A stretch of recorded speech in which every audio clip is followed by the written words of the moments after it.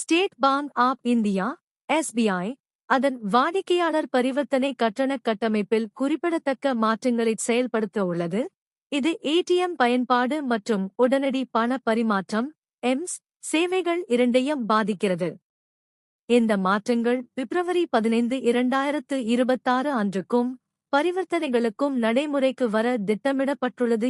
இணைய வங்கி, மொபைல் வங்கி மற்றும் யோனோ செயலி போன்ற டிஜிட்டல் சேனல்கள் மூலம் செய்யப்படும் ரூபாய் 25,000 வரையிலான EMS பரிமாற்றங்கள் தொடர்ந்து இலவசமாகவே இருக்கும். இருப்பினும், பெரிய அளவிலான பரிமாற்றங்களுக்கு இப்போது புதிய கட்டணங்கள் விதிக்கப்படும். ரூபாய் 25,000 முதல் ரூபாய் 1,00,000 வரையிலான தொகைகளுக்கு ரூபாய் 2 GST கட்டணம் பொருந்தும்.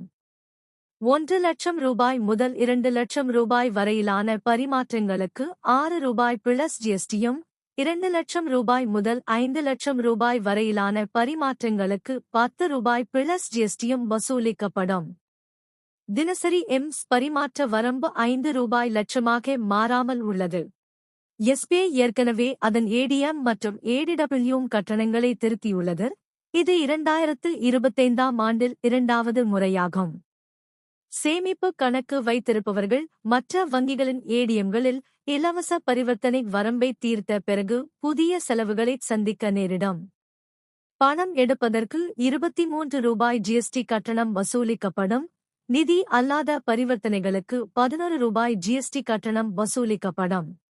முன்பு வரம்பற்ற இலவச ADM பரிவர்த்தனைகளை அனுபவித்து வந்த சம்பள கணக்கு வைத்திருப்பவர்கள் இப்போது மாதத்திற்கு 10 இலவச பரிவர்த்தனைகளுக்கு மட்டுமே வரம்பிடப்படுவார்கள். UKCC கணக்குகளுக்கு விலக்குகள் உள்ளன.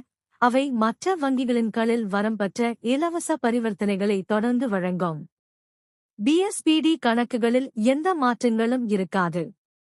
குறிப்பாக SBI மற்றும் பிற வங்கிகளின் களில் அட்டை இல்லாமல் பணம் எடுப்பது இலவசம். கூடுதல் கட்டணங்கள் ஏற்படுவதைத் தவிர்க்க அதன் 63,000க்கும் மேற்பட்ட கள் மற்றும் களின் பயன்பாட்டை அதிகப்படுத்துமாறு SBI வாடிக்கையாளர்களுக்கு அறிவுறுத்துகிறது.